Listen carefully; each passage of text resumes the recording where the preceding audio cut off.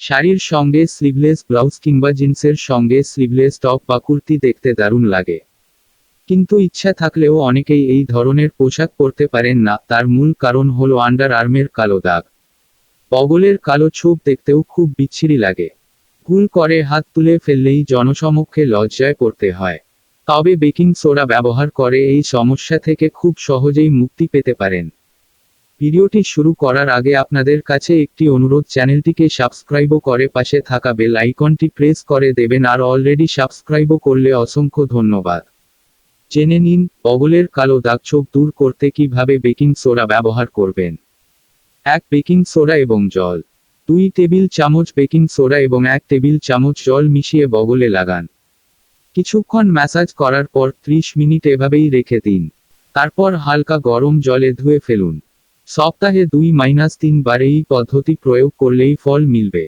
2 baking soda এবং cornstarch. 1 table চামচ baking soda, 1 table চামচ কর্নস্টার্চ এবং 1 চা চামচ শসার রস একসঙ্গে মিশিয়ে আন্ডারআর্মস এ লাগান। শুকিয়ে গেলে ঠান্ডা জলে ধুয়ে ফেলুন।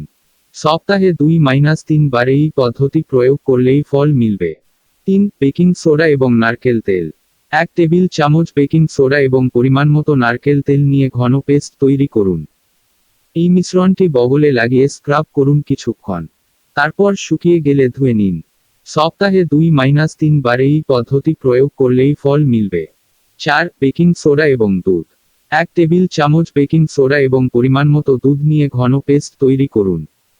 এই মিশ্রণটি বগলে লাগিয়ে স্ক্রাব করুন কিছুক্ষণ। তারপর শুকিয়ে গেলে হালকা গরম জলে ধুয়ে নিন।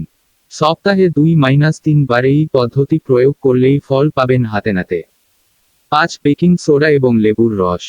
1 টেবিল চামচ বেকিং সোডা এবং অর্ধেক লেবুর রস একসঙ্গে মিশিয়ে পেস্ট তৈরি করুন। এই পেস্টটি আন্ডারআর্মস এ লাগিয়ে ম্যাসাজ করুন কিছুক্ষণ। 20 মিনিট রাখার পর ঠান্ডা জলে ধুয়ে ফেলুন। সপ্তাহে 2-3 বার এই পদ্ধতি প্রয়োগ করলেই ফল মিলবে। 6 বেকিং সোডা এবং মধু। 1 টেবিল চামচ বেকিং সোডার সঙ্গে 1 টেবিল চামচ মধু মেশানো। এতে কয়েক ফোঁটা গোলাপ জলও মেশাতে পারেন। এই পেস্টটি আন্ডারআর্মস এ লাগিয়ে ম্যাসাজ করুন কিছুক্ষণ। 20 মিনিট রাখার পর হালকা গরম জলে ধুয়ে ফেলুন। প্রতিদিন একবার করলেই ফল পাবেন হাতে নাতে। ভিডিওটি কেমন লাগলো অবশ্যই কমেন্ট করে জানাবেন। আর চ্যানেলটিকে এখনও সাবস্ক্রাইবও না করলে অবশ্যই সাবস্ক্রাইবও করে পাশে থাকা বেল আইকনটি প্রেস করে দেবেন। দেখা হবে পরের ভিডিওতে। ভালো থাকবেন, সুস্থ থাকবেন।